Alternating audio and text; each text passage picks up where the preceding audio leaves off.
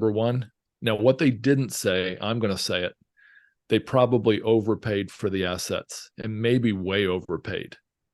They didn't admit that. So I'm not going to say that, but you never know, right? But they're facing rents not increasing like they thought they would. And some have even decreased in certain areas. These guys who would say, hey, Tucson's gone up. And I didn't hear this exact sentence from somebody, but Tucson and Phoenix have gone up 17% a year for 3 straight years. Therefore, we're banking on at least 10% a year for the next 5 years. It's probably not the best logic. Easy to think that, I admit, because the logic was California people were paying like 3 times more in California, and they're happy to come there and pay more. That makes sense, but it didn't happen. Second, these floating rate debt, the debt service was going up like times what? 1.5, 2 times. And third, the cost, the inflation, even though the rents weren't inflating in 2023, let's say, the cost of doing business was inflating dramatically. It was harder to get labor. It was harder to get materials. It was more expensive.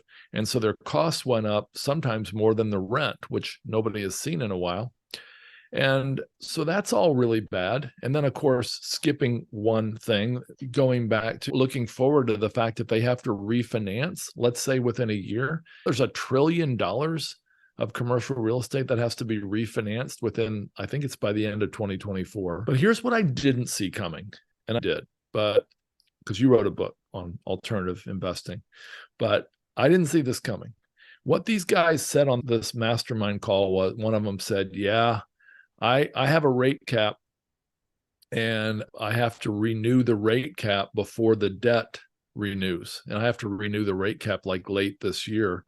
And my lender forced me, per the covenants of the loan, forced me to raise my reserves from $1,000 a month up to $89,000 a month. And another guy goes, yeah, mine was $2,000 a month and I had to go up to $70,000 a month. Dennis, who saw that coming?